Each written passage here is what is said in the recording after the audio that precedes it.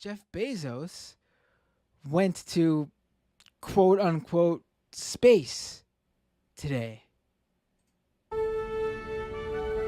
Space, the final frontier. But some people will say he did, some people will say he didn't. He went to the edge of space.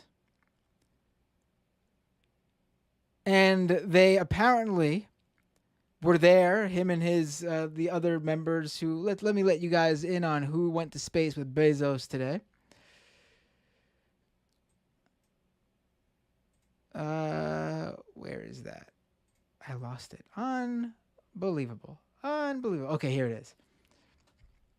So Jeff Bezos, his brother Mark Bezos, a pioneer woman astronaut, woman pilot, NASA trained, Wally Funk, who this is probably the one person who on this trip is not an evil space villain, but someone who deserved to go because the only reason she didn't go back, she's 80-something years old now. The only reason she didn't go back then is because women were looked over for this role, even though she was fully trained and helped in the very early days of NASA's space travel.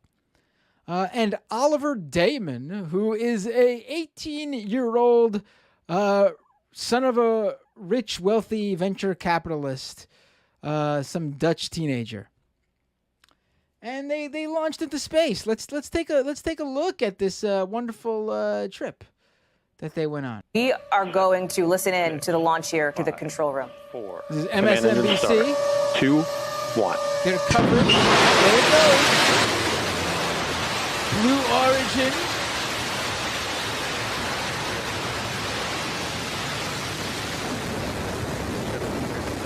Liftoff. A lot of people said it was very reminiscent of the Austin Powers scene where the dick-shaped, because it does look like a penis, doesn't it? The dick-shaped rocket in Austin Powers. I'm looking at this now, and it really does look like the scene from that. So yeah, they went to space, and then we got this wonderful video of them hanging out in space.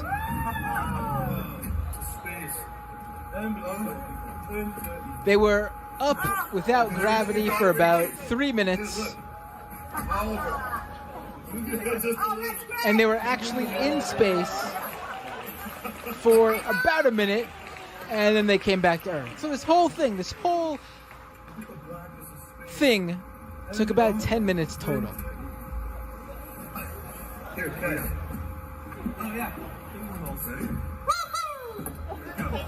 Yeah, they're having such great fun, right? Such great fun, yeah. Oh, wonderful. Oh, there they are. There we are, having great times. The whole thing is ridiculous. The whole thing is ridiculous. The fact that, and this tweet really should say it all, actually, about how ridiculous this whole thing is. Where is this? Here we go. So Jim Sciutto, I don't even know how to say his last name. He's a CNN anchor. Tweeted out this.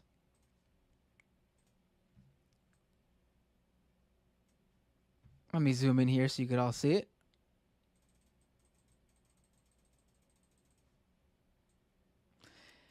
Excuse my mostly incurable optimism, but could 2 successful private space launches, he's talking about Richard Branson of Virgin Atlantic's space travel a couple weeks back, but could 2 successful private space launches in 9 days be something all Americans rally around together?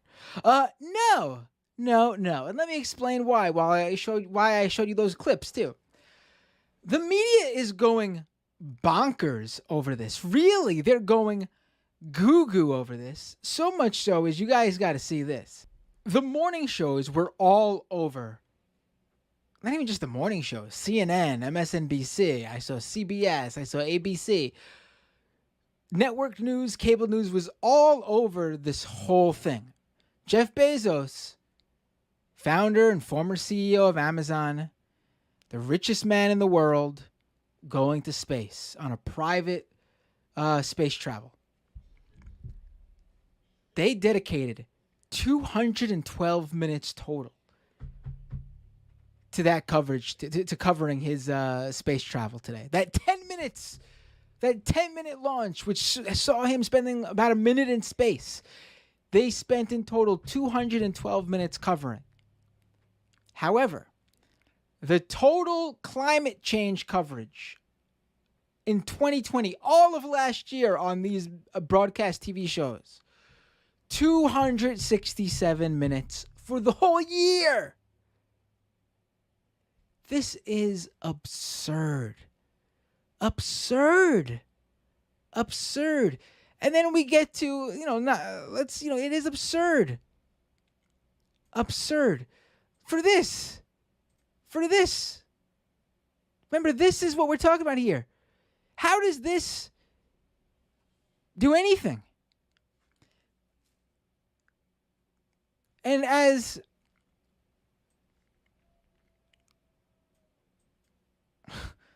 that CNN anchor said, can't even find the tweet. Can we rally around this? Why would we rally around this? 2 private space launches.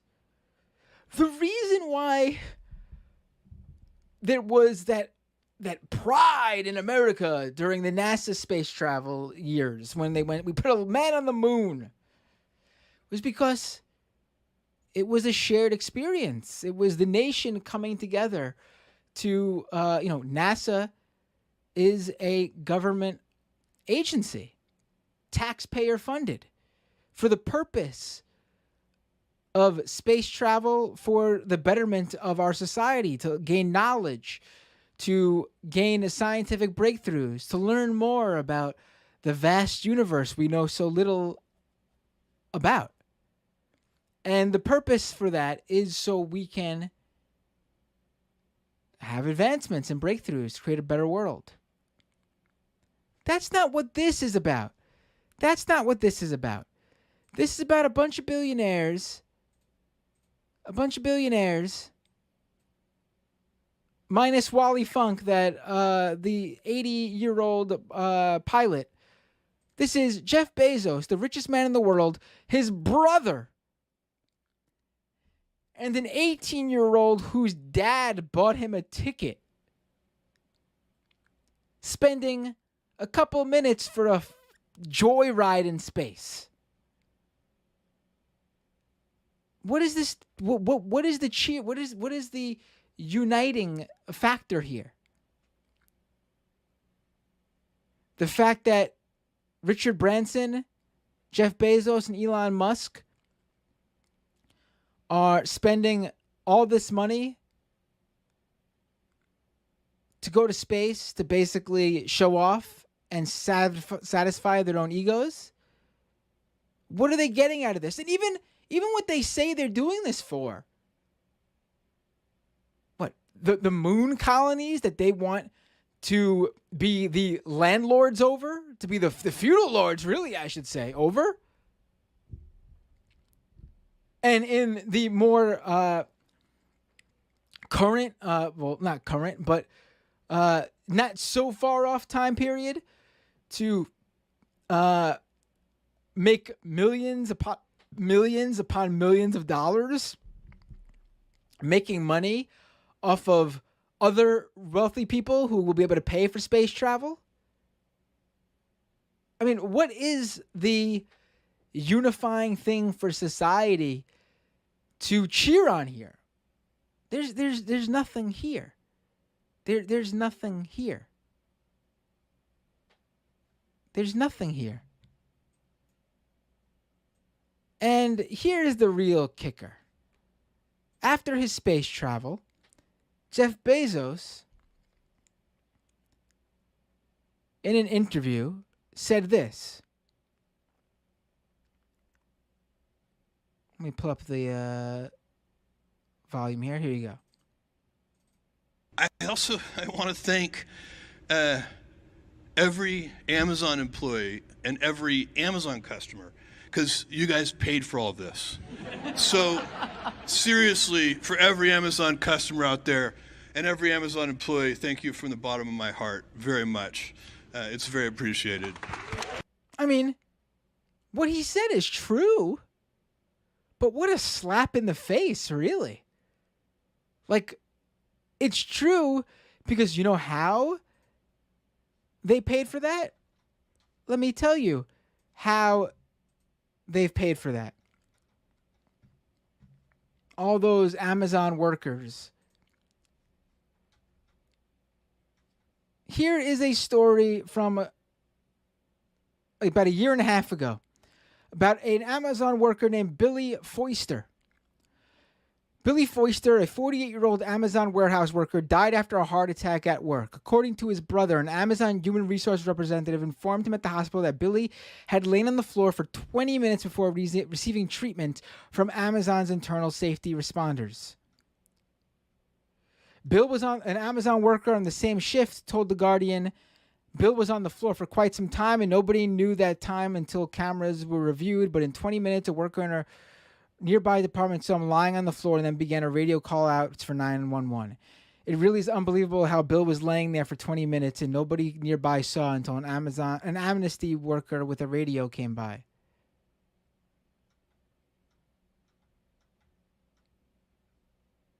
Unbelievable.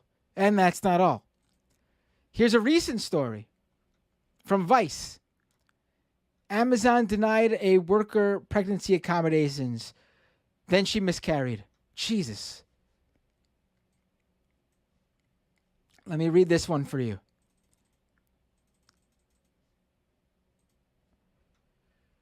One day last October, Patty Hernandez, a 23-year-old packer at Oak 4, one of Amazon's 6 fulfillment centers in Tracy, California, felt a sudden urge to go to the bathroom. She dashed across the warehouse to a bathroom stall and discovered blood in her pants.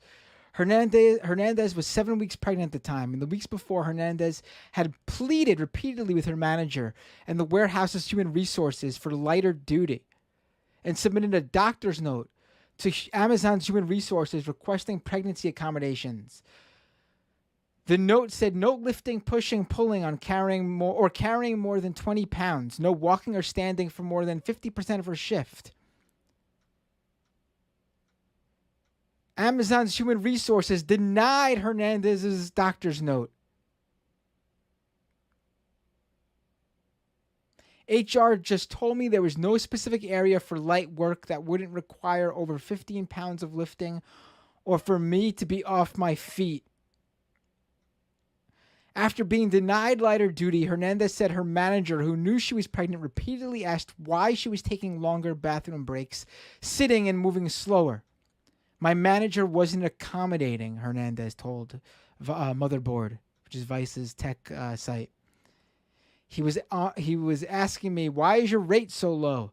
Why are you spending so much time in the bathroom? Why is your time off task more than 10 minutes? We're only allowed 10 minutes of time off task each day, but the warehouse is so big it takes 6 minutes just to get to the bathroom and back. And this story we know that's famous of Amazon warehouse workers having to pee in bottles because they don't have enough time to get to the bathroom.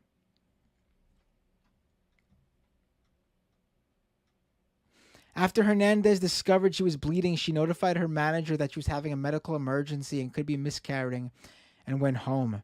She asked for medical leave, which was denied. Amazon had denied her request for Family and Medical Leave Act leave because she hadn't worked enough hours. You're not eligible for leave under the Federal Family and Medical Leave Act because you have not worked 1,250 hours in the previous 12 months. Oh my, you had worked approximately 841.57 hours.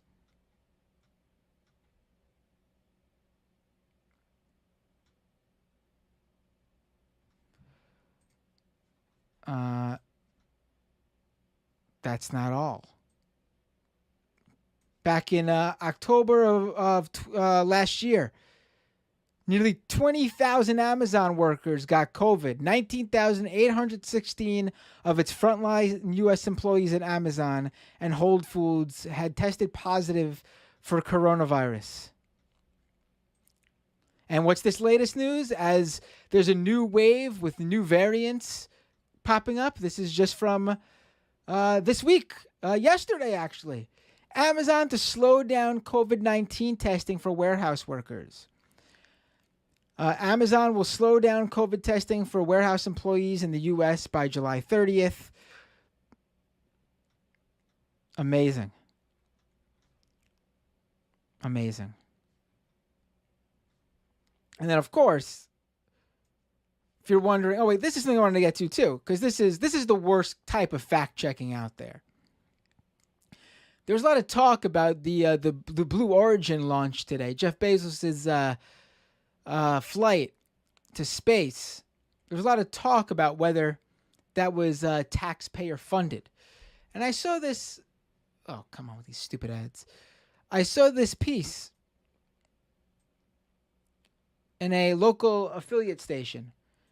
Verify. No, Jeff Bezos' Blue Origin launch was not funded by taxpayer dollars. And here's the fact check. Our verified researchers contacted NASA. And the spokesperson, they spoke with a director of Space Policy Institute at George Washington University. The spokesperson said, I can confirm that no taxpayer dollars were used for the Blue Origin New Shepard flight today. That's not really the point, though, is it? I mean, to get to where you are today, to start a space travel company, it requires a lot of money. And while Bezos certainly is the richest man in the world, he's a billionaire, while he certainly would have that money, would he want to spend it all to start a space travel company? I mean, the taxpayer dollars didn't really have to go right into today's flight directly, right? Are there billions of federal dollars going into what Jeff Bezos did today? Said Pace. No. Has the federal government put significant amounts of money, somewhat under $1 billion, in a variety of areas for Blue Origin? Yes. But of course, the fact check here is the answer. Debunked. Blue Origin's launch of the New Shepard on Tuesday, July 20th was not paid for using tax dollars. But come on, that's not really what needs to be meant here, because there would be no flight today if it was a New Shepard flight today, if it wasn't for the Blue Origin company in general. And there'd be no Blue Origin if it wasn't for Bezos getting Bezos' success with Amazon, right?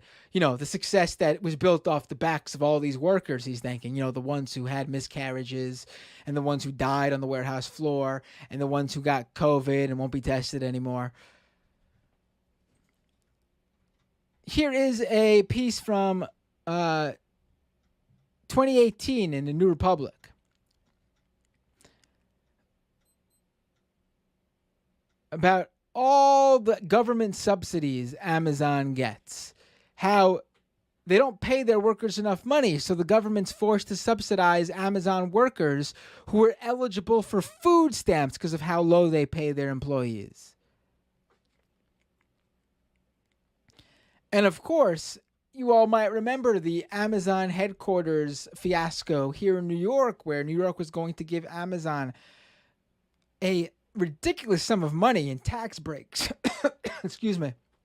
In tax breaks and subsidies and all sorts of benefits to bring their headquarters here. Why would the richest man in the world need that? He doesn't. But the point is, obviously, you take what you can get, right? They're not going to turn down free government money. So yeah, the taxpayer did fund this flight today. It may not have been directly, but there'd be no Amazon and there'd be no Blue Origin, which means there would be no a New Shepard, whatever the thing is called. Really stunning. Stunning. how anyone could look at what happened today as a reason for the country to rally around. Just ridiculous. Ridiculous. Yeah, I'm hooting and hollering for Bezos's space travel with his brother and a rich kid, with the Amazon warehouse workers who are dying and having miscarriages and getting COVID. Right. We're just hooting and hollering and cheering it all on. Just ridiculous. Abby with a super chat. Wally, the woman who went on the flight, Wally is how Bezos protects his image, just like his whole Amazon supports black entrepreneurs campaign, right? Right. It's a great point. She's the only person on that flight who wasn't a villain, if you ask me. We're really supposed to cheer on a bunch of rich people going on joy rides in space? Oh, let me take this one last call. Hey, you are on the air. What's your name? Where are you calling from? Yo, Matt, it's John from Australia. How you doing? Hey, John from Australia. What would you like to talk about? I thought maybe I'll make it nice and quick. I wanted to give you a good sort of final little touchstone that wraps up all the topics that you've talked about today. So you touched on just recently big tech with Jeff Bezos of Amazon flying into space. You touched on Spike Lee shilling cryptocurrency, and you've touched on Marjorie Taylor Greene and the right wing in America. What I want to know from you is, when will we see a synthesis of all three of these things that actually works and isn't just a scam? Because we've got like the Freedom Phone, right? Right. Which is kind of just a scam. We've got MAGA coin, which I'm not sure if you're across or not, but that's been sort of talked about recently. Kind of looks like a bit of a preemptive rug pull. But why is it that, like, do you think that the right or that big tech, one of the two, has shot themselves in the foot with regards to like their relationship to one another? Like, I see the right has gone full on hating this big tech stuff, whereas big tech, like traditionally we would think of them as being, well, the right would think of them as being fairly liberal or progressive, but I think they think of themselves as quite ideologically untethered, if you will. Nice use of the word. Yeah, I mean, I think here's the thing that really gets under my skin. Like, there were a ton of people defending Bezos about, like, oh no, this is great. This is, why are people just jealous of his riches, and how dare they not want these scientific advancements? The question is, like, what scientific advancement is coming from this? They're not going up there for any scientific advancement. This is all right now in the moment. The point for them going up there is to satiate their own wants, to be able to say they went up to space and flaunt it.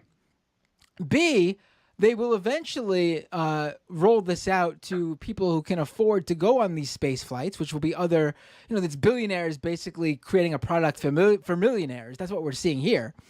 Like, you and I will never afford a space flight trip. Come on. And no, speak for yourself. Come on. And then, no, absolutely, definitely right. not. And then I don't know, maybe you got some crypto money. You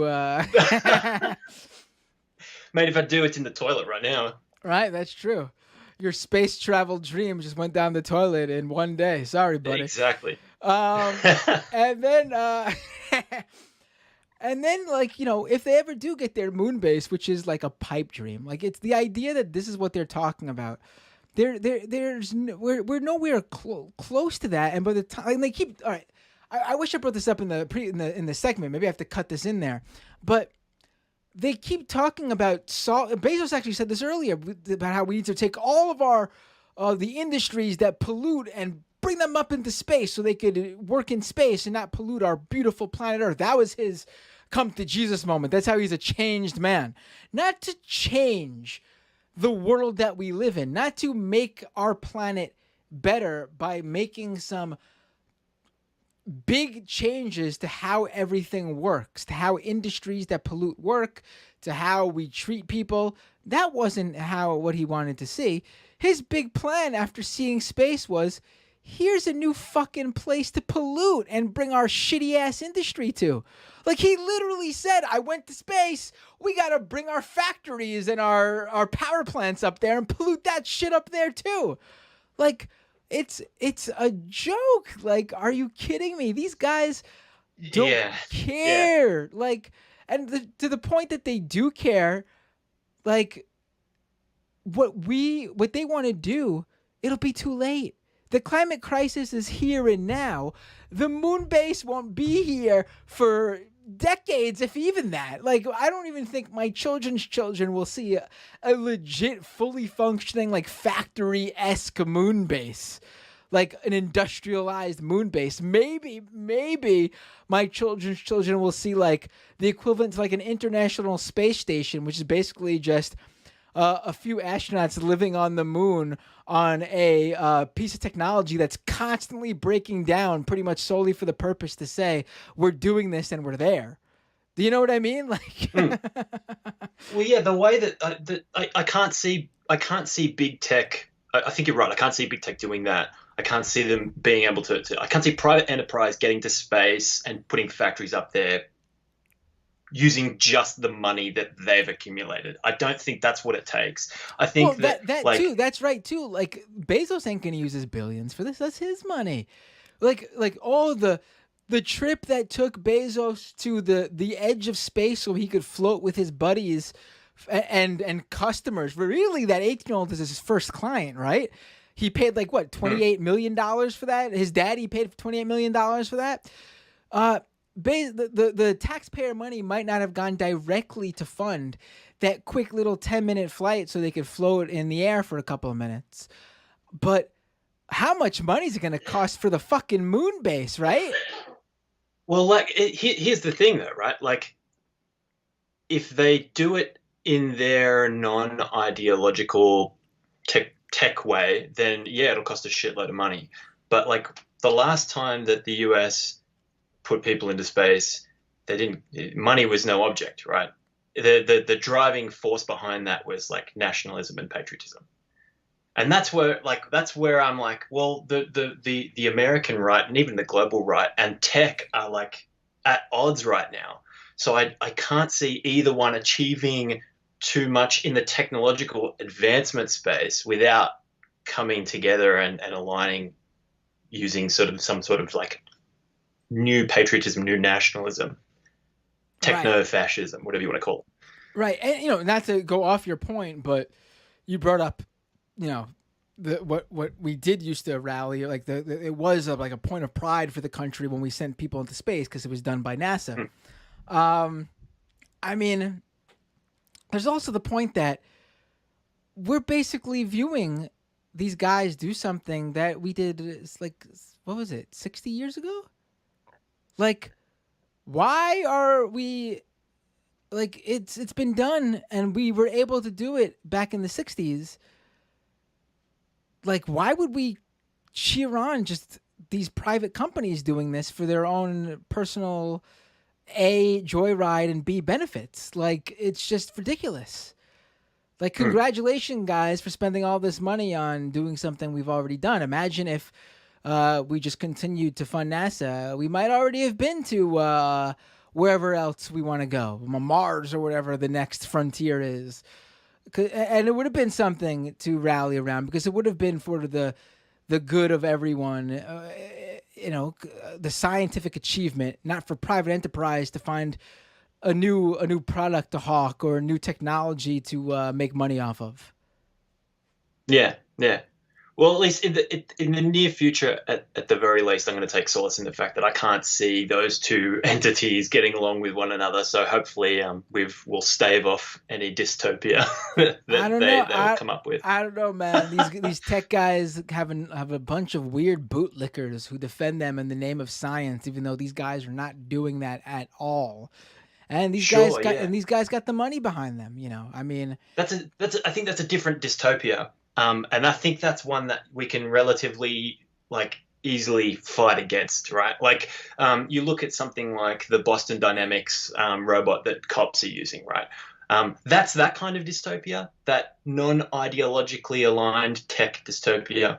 And like the way we defeat that is with our hands, like pull the battery out of the thing, kick it over, that sort of stuff. If where it starts to get scary is that state-aligned tech, that merger of tech and the state to the point where they're one entity, not like private enterprise doing contracts or whatever. But Right. I mean, anyway, for I'll tap out and let you wrap up. Well, for me personally, though, I think NASA was better than like. Are you arguing against something like NASA? Oh no, not arguing against NASA. Like more, and when I say the state, I'm not talking about the state in general. I'm talking about like a nationalist, potentially fascist state, right? Right. That seeks to an authoritarian state, not just a state, any state in general. Right. Right. Yeah. I mean, it's. I mean, I don't know. I don't know because I think there's a lot of overlap actually between those people, and these tech guys. I mean, you can just look at crypto. That's a great example, honestly. I mean, there's a lot of common ground there. They could pretend that they don't like big tech all they want, but when it comes down to it, the right certainly fits right in with a lot of how these tech people believe.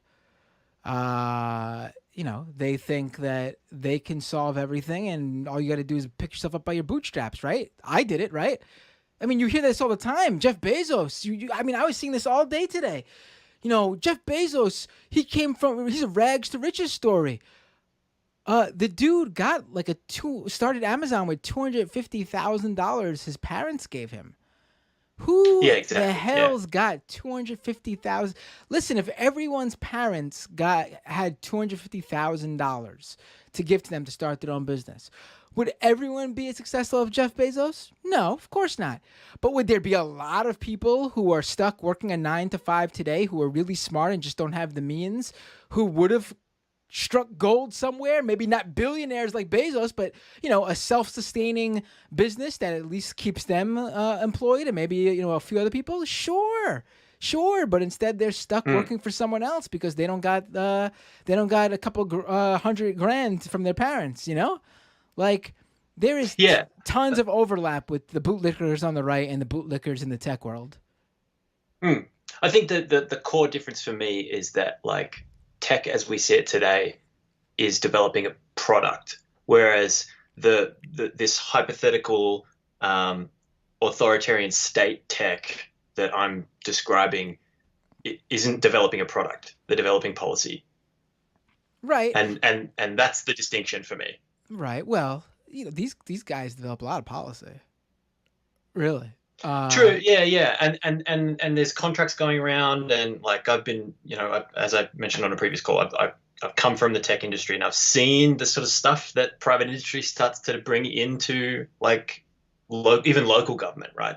And it's pretty horrifying at the way that they sort of salivate at that stuff. But absolutely. When they become like when the state becomes effective at doing tech, because currently I don't know if they are like major tech rollouts that we've seen from governments, are probably because in part that they're contracting out and they're doing it as cheap as possible. But like these massive projects that we've seen in the past, like massive infrastructure projects from governments, massive space projects from governments, if they put the brains and the knowledge and the cash and the willpower and the patriotism, the sheer force of nationalism behind a project like mass surveillance, you get things like PRISM, right? Right. Absolutely. No, that's a great point. Right. Terrified. Absolutely. The funny thing is too, this could be what you're saying could be expanded upon too, in terms of like how much of it is a problem when the state obviously teams up with big tech and basically has big tech set policies and create technology specifically for the state and other industries too. I mean, look at look at our health insurance industry, where we're basically just forcing. I mean, obviously, ACA is better than it was before, but look at the fight to get Medicare for all versus what our current system is, which is basically pushing people to get private insurance, thanks to the health insurance industry's input on our healthcare system. I mean, Yeah. and also you could say how NASA is a great analogy when you talk about Medicare for all too. Like, take out the private industry completely and just have a government run program, or in NASA's case, an agency whose purpose is specifically to help society and people and the citizens of a country, and for the greater good, and not to line anyone's pockets or create some sort of mass control or anything like that. You get great things like NASA. You get great things like Medicare for all. Like, it's certainly something to consider. How this is an all-encompassing thing, really. Yeah, absolutely. And again, I don't want to sound too doomer, right? Like, I don't want to paint with a broad brush and say that any government technically aligned sort of product or policy or whatever project is necessarily bad. I think that they can be good, but I think that they're often performed outside of public oversight. They're often performed in conjunction with or in cooperation with larger tech companies, and we just do not see the results of them. We do not see the creation of it, and we have no input into its aims and its goals, and they're often obscured from us. Like, if we're talking about government projects, I'm from Australia. We have Medicare here. I really, really quite enjoy socialized medicine, right? And I think that's something that, like, as a project, the government is really well equipped to do. But it's like I said, it's when authoritarianism, it's when nationalism and patriotism starts to seep in and guide those projects to more nefarious aims. That's where I start to get concerned. And that's why, at the moment, I'm kind of happy that the right and big tech are at each other's throats. Right. Thanks for the call. This is really a great conversation. Really, you called in last time about blockchain, right? Yes. You're a great caller. Really appreciate everything. Feel free to call in any time. Great discussions from both your calls so far. I'm looking forward to the next one. No worries. All right. Have a good one, Matt. Cheers. Take care.